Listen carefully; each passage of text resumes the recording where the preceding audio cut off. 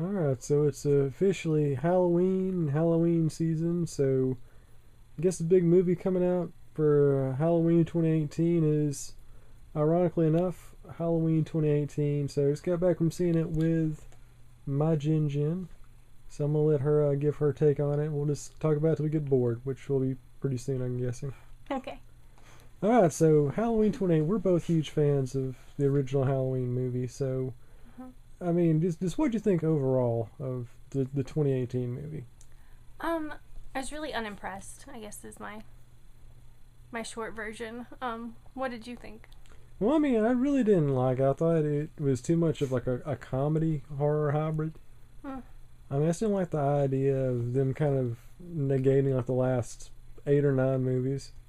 Well, they completely glossed over Halloween 2 and the whole hospital subplot, and I just wasn't a fan of them kind of rewriting history. I'm not as big, or I guess as brushed up on the whole entire Halloween franchise. I just know I like the first movie. So I guess that part didn't bother me as much.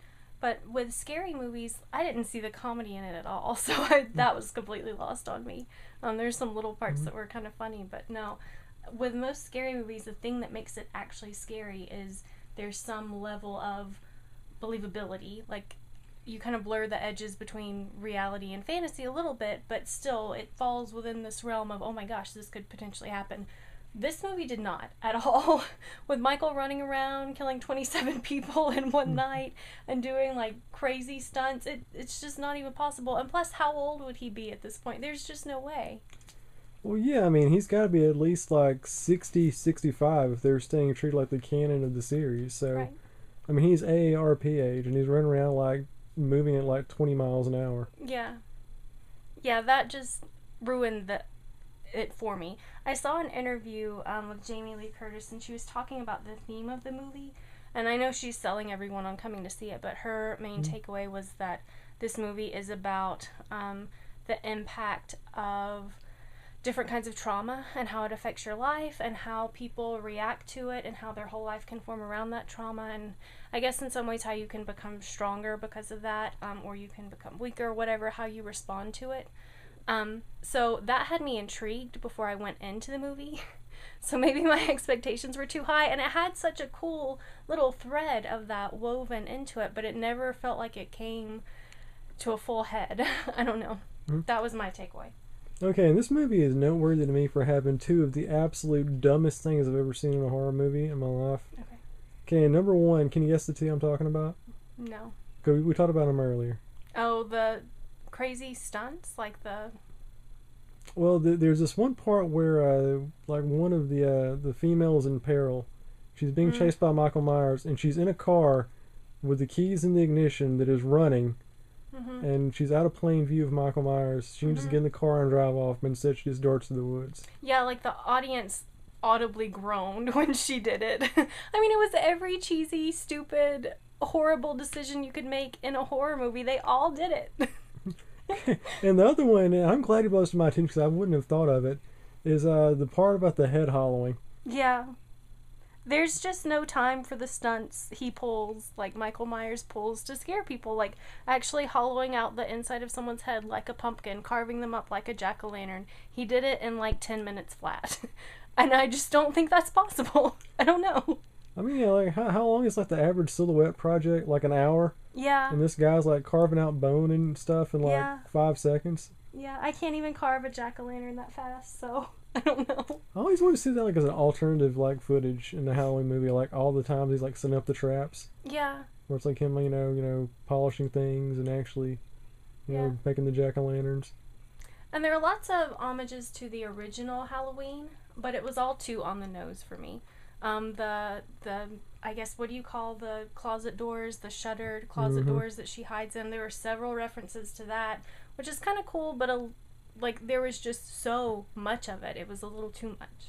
Well, yeah, I mean the entire final twist of the movie is like a gender reversal of the original Halloween, Yeah, where you have Jamie Lee basically being the stalker and Michael being the prey. which is such a cool idea, and I figure if they had captured more of that, more of her like assuming this power, and there's a really cool scene where he thinks she's dead, turns away, looks back, and her body's gone, which is awesome. It's a really cool idea, and it's a neat twist on this franchise, but I felt like it just didn't... I don't know if it just wasn't there the entire time or if it didn't go far enough. I don't know. Something left me feeling unsatisfied about the whole thing. One of the things I really didn't like about the movie is the way they kind of portrayed Michael Myers as being like this guy who's not quite supernatural, but definitely not human. Right. Like they couldn't pick, which angle to go with, so that whole middling kind of, put a damper on it for me the entire movie. Yeah, I agree, because in the original, he's definitely human, I mean, but they completely lost that in this film. Okay, another thing, when you talk about Halloween, one of the reasons why I think it's the greatest, or one of the greatest horror movies ever made, the soundtrack. Right. The soundtrack in this one, I just wasn't a big fan of. I mean, I just didn't think it had the same connection. It didn't tell the story the same way it did in the original movie. To be honest, I can't really remember much of the soundtrack other than the bits of the original iconic theme song.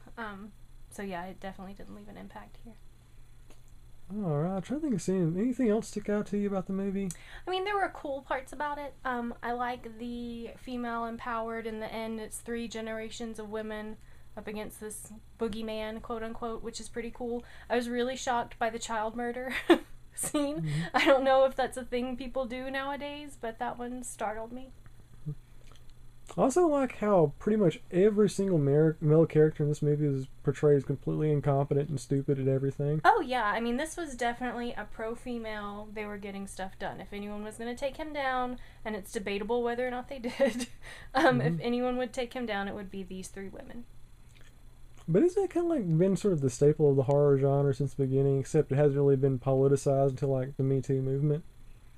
Like if you go back to the original Halloween and the Friday the 13th, I mean, they're all female leads, kicking the bad guy's ass at the end. Yeah, but it's such a dainty female way that they do it. This was such a badass way to do it. I mean, in the beginning, it's her with a knife sometimes, but really with a coat hanger. And her curled up in a ball in the end, crying and screaming. I mean, this was not that at all. It was very much, she took charge, she had a plan, she made stuff happen. Which is totally different from the female lead we see in the first movie. She's definitely evolved to this point in the end. Which that part I actually enjoyed.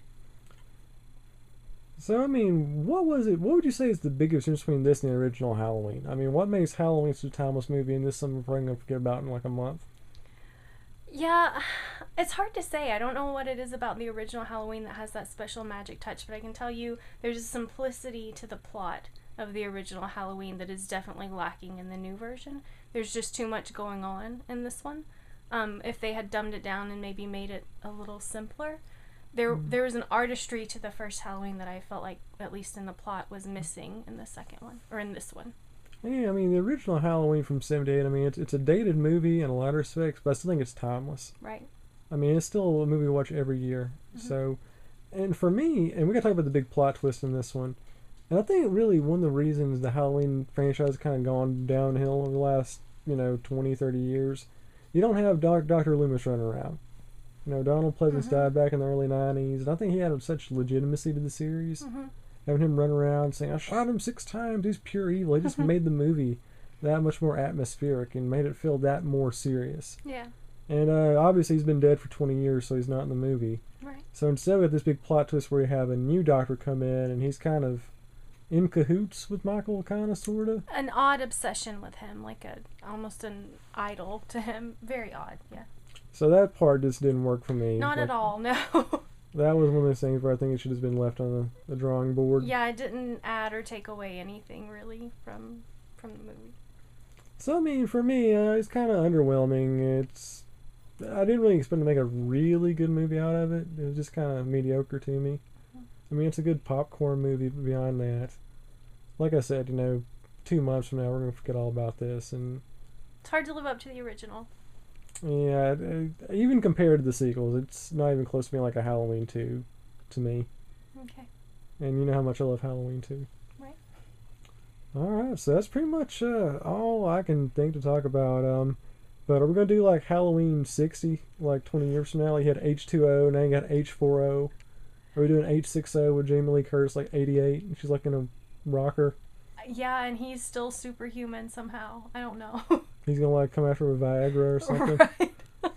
I guess. I don't even know. But yeah, I would give it a. What are we using as a rating system? I don't know. I think we should use like candy corn because you love the candy I corn. do love candy corn. So on a scale of 0 to 4 pieces of candy corn, how many candy corns would you give Uh, Halloween 2018? it's a Halloween movie, so I guess I'm giving it 2 candy corn. That is exactly what I would give it. 2 candy corns. Yeah.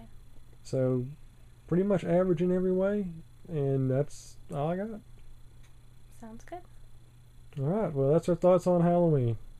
I don't know if you guys like this. We might make this a recurring column. We just talk about movies. People seem to like that, and you're a good co-host. Thank you. You're Thanks for also- having me on. you're paying the bill, so you pretty much have to be on it.